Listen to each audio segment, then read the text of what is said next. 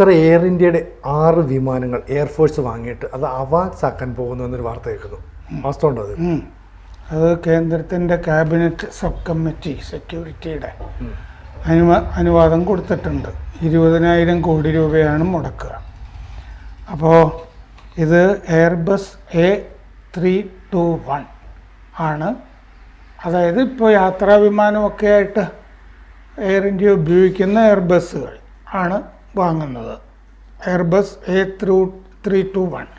ലോകത്ത് തന്നെ ഈ എയർബസ് എടുത്തിട്ട് എവാക്സാക്കി മാറ്റുന്നത് ആദ്യമായിട്ടാണ്. ബോയിങ് വിമാനങ്ങളുമൊക്കെ അങ്ങനെ സാധാരണഗതിയിൽ മാറ്റാറൊക്കെ ഉണ്ട്. ഇതിൽ ചെയ്യുന്നത് എന്താണെന്ന് വെച്ച് കഴിഞ്ഞാൽ നമ്മുടെ DRDO തന്നെ വികസിപ്പിച്ച നേത്ര MK2 ആ നിരീക്ഷണ സംവിധാനം ഉണ്ടല്ലോ, റഡാർ, ആ നേത്ര MK2 ആണ് ഇതിൽ ഘടിപ്പിക്കുക. പ്രധാനമായിട്ടും ആ റഡാർ സംവിധാനമാണ് ഇതിൻ്റെ ഒരു ആത്മാവ് എന്ന് പറയുന്നത് എവാക്സിൻ്റെ. കാരണം ഇത് ആകാശത്തെ കമാൻഡ് ആൻഡ് കൺട്രോൾ സിസ്റ്റമാണ് എവാക്സ് വിമാനം എന്ന് പറയുന്നത്. ആകാശത്ത് നിന്നിട്ട് യുദ്ധപ്രവർത്തനങ്ങളും ഒക്കെ ഏകോപിപ്പിക്കുന്ന ജോലിയാണ്. വിദൂരത്തുള്ള ശത്രുവിൻ്റെ ലക്ഷ്യങ്ങളുമൊക്കെ കണ്ടിട്ട് അതൊക്കെ വ്യോമതാവളത്തിൽ അറിയിക്കുകയും വ്യോമതാവളത്തിൽ നിന്ന് അങ്ങോട്ട് മിസൈൽ അയക്കുക, ബോംബ് ഇടാനായിട്ട് യുദ്ധവിമാനങ്ങൾ അയക്കുക. അപ്പോൾ യുദ്ധരംഗത്തുള്ള യുദ്ധവിമാനങ്ങളെ കൂടിയൊക്കെ ഏകോപിപ്പിക്കുന്ന വിമാനമാണ് ഈ എവാക്സ് വിമാനം എന്ന് പറയുന്നത്. നമുക്ക് പാകിസ്ഥാൻ്റെ അത്രയും ഇല്ല. പാകിസ്ഥാൻ 9 നമുക്ക് 5 ആയിട്ട് നിൽക്കുകയായിരുന്നു. പാകിസ്ഥാൻ്റെ 2 എവാക്സ് നമ്മൾ ഓപ്പറേഷൻ സിന്ദൂർ കാലത്ത് നശിപ്പിച്ചു. അപ്പോൾ അവരുടെ 9-7 ആയിട്ട് ചുരുങ്ങിയിട്ടുണ്ട്. അവരുടെ സ്വീഡനിൽ നിന്നുള്ള വിമാനങ്ങളാണ്. നമുക്ക് ബ്രസീലിൽ നിന്നുള്ളൊരു എംബ്രയർ ഉണ്ട്. ബാക്കി നമ്മൾ ട്രാൻസ്പോർട്ട് വിമാനങ്ങൾ ആണ് ഉപയോഗിക്കുന്നത്. അതിൽ റഡാർ നിരീക്ഷണ സംവിധാനങ്ങളും ഒക്കെ ചേർത്തിട്ടാണ് നമ്മൾ ഉപയോഗിക്കുന്നത്. അപ്പോൾ എയർബസ് എടുത്ത് അവാക്സായിട്ട് ലോകത്ത് തന്നെ വികസിപ്പിക്കുന്നത് ആദ്യമാണെന്നാണ് റിപ്പോർട്ടുകളിൽ പറയുന്നത്. അപ്പോൾ ഒരു എയർബസിൻ്റെ ഏതെങ്കിലും ഒരു കേന്ദ്രത്തിൽ അല്ലെങ്കിൽ ഫാക്ടറി എന്നൊക്കെ പറയാം, അവിടെയാണ് ഈ പരിഷ്കരണ പ്രവർത്തനങ്ങൾ നടത്തുക. ഇത് ഫ്രാൻസിലോ സ്പെയിനിലോ ആയിരിക്കും എന്നാണ് റിപ്പോർട്ടുകളിൽ കാണുന്നത് നമ്മളിത് ചെയ്യുന്നത്. അപ്പോൾ ഈ നേത്ര MK2 എന്ന് പറയുന്നത് airborne early warning and control system, അതാണ് നേത്ര നമ്മൾ തന്നെ വികസിപ്പിച്ചത്. അപ്പോൾ സാധാരണ ഇതിനു മുമ്പ് നമ്മൾ പാകിസ്ഥാൻ്റെ വാക്സൊക്കെ നമ്മൾ നശിപ്പിച്ചു കഴിഞ്ഞപ്പോൾ നമ്മളെ വാക്സ് എന്താണെന്നൊക്കെ പറയുകയൊക്കെ ചെയ്തിരുന്നതാണ്. കമാൻഡ് ആൻഡ് കൺട്രോൾ സംവിധാനമാണ്. അത് ശത്രു വിമാനത്തിനെ ട്രാക്ക് ചെയ്യും, വിദൂരത്ത് നിന്നുള്ള അവരുടെ ലക്ഷ്യങ്ങൾ ശത്രുവിൻ്റെത് കണ്ടെത്തും, യുദ്ധത്തിൽ നമ്മുടെ വ്യോമസേനയുടെ യുദ്ധവിമാനങ്ങളെ ഏകോപിപ്പിക്കും. ഇതൊക്കെയാണ് ചെയ്യുക. അപ്പോൾ ഇതിൽ എയർബസുമായിട്ടും പിന്നെ വിവിധ ഇന്ത്യൻ കമ്പനികളുമായിട്ടുമൊക്കെ ഏകോപിച്ചാണ് ഇത് നമ്മൾ ചെയ്യാൻ പോകുന്നത്. അപ്പോൾ റഡാർ ആൻറ്റനയും ബന്ധപ്പെട്ട സംവിധാനങ്ങളുമൊക്കെ ഇതിൽ ചേർക്കാനുണ്ട്. ഫ്യൂസലേജ് ഉണ്ടല്ലോ, ഫ്യൂസലേജ് എന്ന് പറയുന്നതാണ് ആ വിമാനത്തിൻ്റെ മറ്റേ നടുവിലെ വലിയ ഭാഗം, ടെയിലും നോസും അല്ലാത്ത ഭാഗം. അതിൽ വലിയ ആൻറ്റന്ന ഘടിപ്പിക്കേണ്ടതുണ്ട് ഇതിന്. പിന്നെ ഡോർസൽ റഡാർ ഫിൻ അത് വേണ്ടിവരും. എന്താണെന്ന് വെച്ച് കഴിഞ്ഞാൽ 360 ഡിഗ്രി റഡാർ കവറേജ് വേണം ചുറ്റും ഉള്ള പ്രദേശങ്ങളൊക്കെ കാണാനായിട്ട്. അപ്പോൾ പ്രധാനമായിട്ടും ഇതിൽ സംവിധാനം നേരത്തെ പറഞ്ഞ പോലെ നേത്രയാണ്. അത് ഏത് നമ്മൾ എവാക്സ് എന്ന് പറഞ്ഞു കഴിഞ്ഞാൽ ട്രാൻസ്പോർട്ട് വിമാനമോ ഏതെങ്കിലും ഒരു വിമാനം എടുത്തിട്ട് അതിൻ്റെ അകത്ത് എയർബോൺ ഏർലി വാർണിംഗ് സിസ്റ്റം ഘടിപ്പിക്കുമ്പോഴാണ് എവാക്സ് ആവുന്നത്. അപ്പോൾ ഇതിൽ നേത്ര ആണ് ഇതിലെ പ്രധാനപ്പെട്ട ഘടകമായിട്ട് വരുന്നത്. സീറ്റുകൾ മുഴുവൻ മാറ്റേണ്ടി വരുമല്ലോ, സീറ്റുകൾ മുഴുവൻ മാറ്റും. ആ യാത്രാ വിമാനങ്ങളുടെ ഫ്യൂസലേജ് കുറച്ചുകൂടി സ്ട്രെങ്തൻ ചെയ്യും. ഫ്യൂസലേജ് ശക്തിപ്പെടുത്തും. കാരണം നല്ല കനമുള്ള റഡാറും സെൻസറുകളുമാണ് ഇതിൽ ഘടിപ്പിക്കേണ്ടത്. പിന്നെ ഓക്സിലിയറി പവർ യൂണിറ്റ്, വൈദ്യുതി കിട്ടാനുള്ള എക്സ്ട്രാ യൂണിറ്റ്, കോക്പിറ്റ് കുറച്ചുകൂടിയൊക്കെ സൈനികാവശ്യങ്ങൾക്ക് വേണ്ട രീതിയിലാക്കും. ശബ്ദം കുറയ്ക്കാനുള്ള സംവിധാനങ്ങൾ ഉണ്ടാവും. അപ്പോൾ മൊത്തത്തിലൊരു നമ്മുടെ ഇതിന് ആവശ്യത്തിനനുസരിച്ച് കസ്റ്റമൈസ് ചെയ്യുക എന്നുള്ള രീതിയിലേക്കാണ് മാറുക.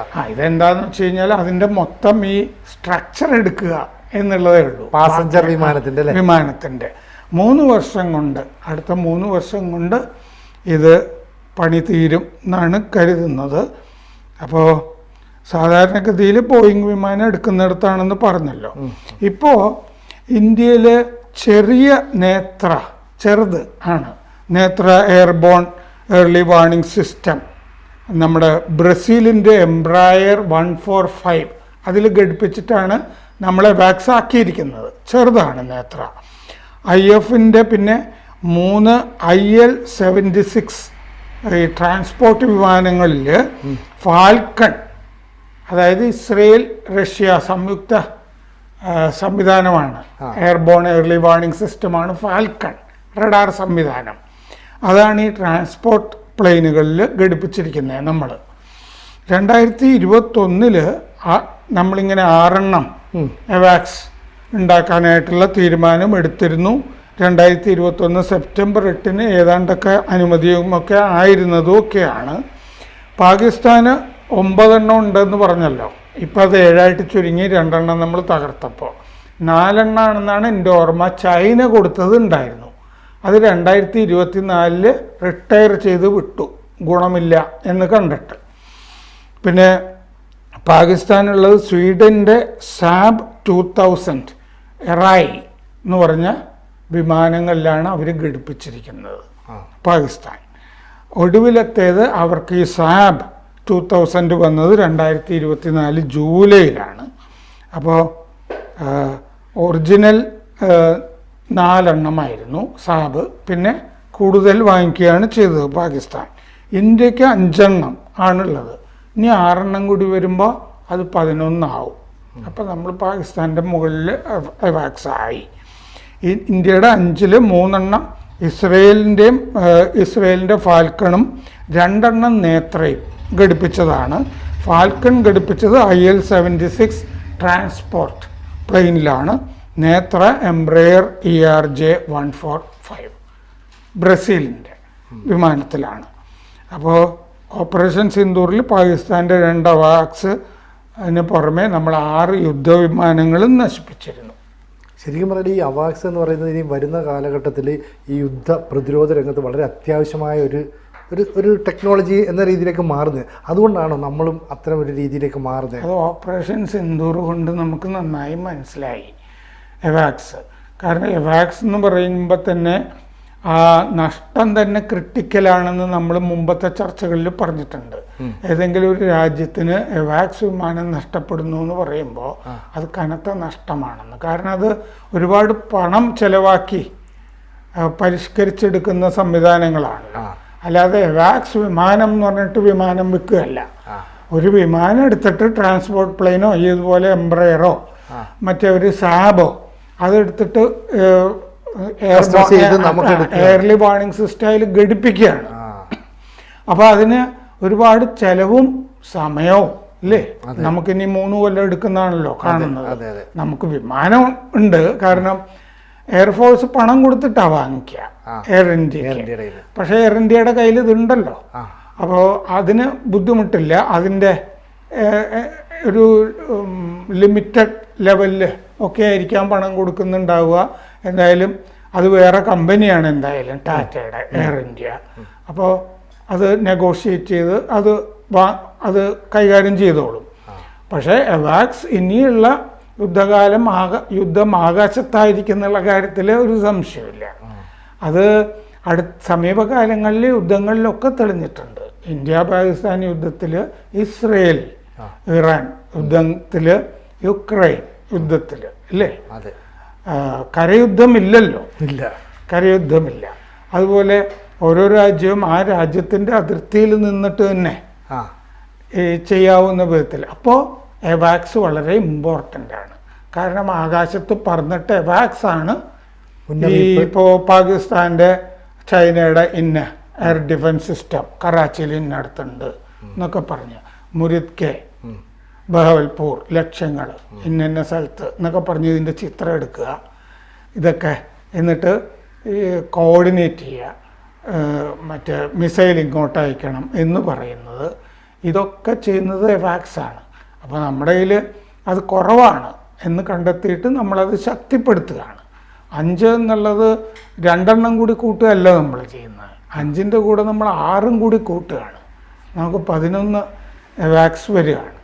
മാത്രമല്ല ഈ ചൈനയുടെ ഭീഷണിയൊക്കെ ഉണ്ടല്ലോ വലിയ തോതിൽ.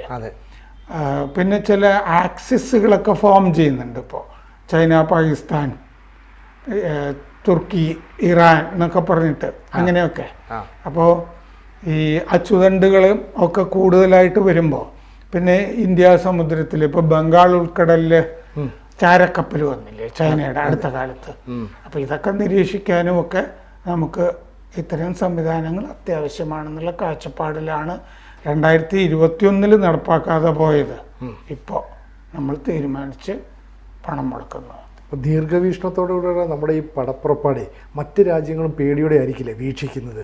ഇവരെല്ലാം തയ്യാറായി നിൽക്കുന്നു, ഇനി ഇത്തരം കാര്യങ്ങളിൽ അവരുടെ കണ്ണുകൾ വെട്ടിക്കാൻ കഴിയില്ല, ചാരക്കണ്ണുകളെ മാറ്റിയിട്ട് നമുക്കൊരു ഉദ്യമമായിട്ട് മുന്നോട്ട് പോകാൻ പറ്റില്ല, അങ്ങനെയൊക്കെ ചിന്തിച്ചില്ല. മറ്റു രാജ്യങ്ങൾക്ക് പേടി വരുന്ന വേറെ ധാരാളം കാര്യങ്ങളുണ്ട്.